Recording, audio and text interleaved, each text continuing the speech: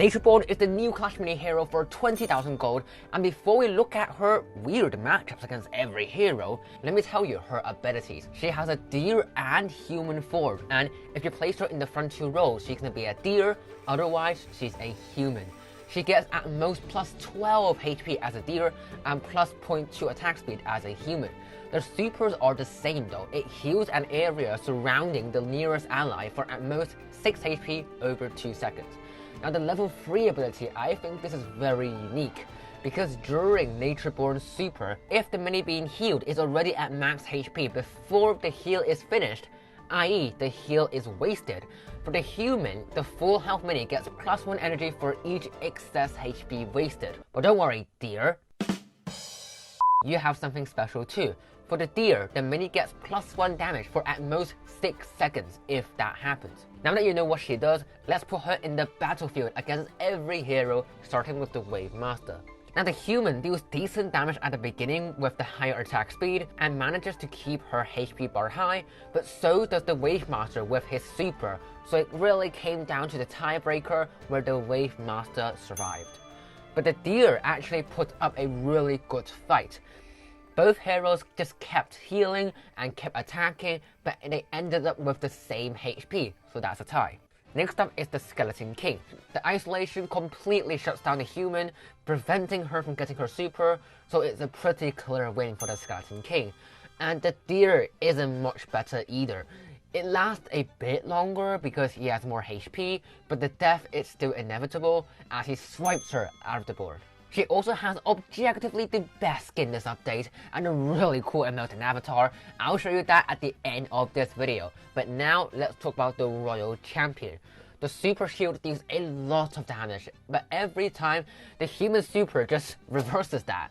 And because Royal Champion has no way to sustain the HP, it's a pretty clear win for the human.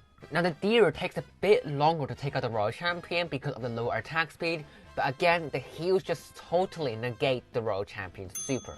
Next up is the Shield Maiden. Now these are very long fights, as with every Shield Maiden game. Now the human here might look like she's dealing lots of damage, but Shield Maiden just has too much HP, and she barely won in tiebreaker. But the deer has a lot of HP compared to the human, so we can see the effects of that right here, as she barely wins against Shield Maiden in the tiebreaker with her heals. Now we have the monk. It's a pretty sad matchup really. The human deals a bit of damage, but the monk doesn't really care about any of that and just punches her out of the board. And if you think deer will be any different, you will be wrong. Arguably she did even worse because she basically dealt almost no damage to the monk.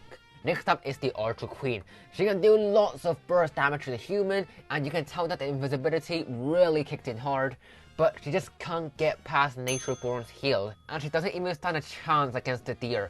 The heals just totally negate the Archer Queen's arrows, and the deer slowly but surely headbutts her out of the board.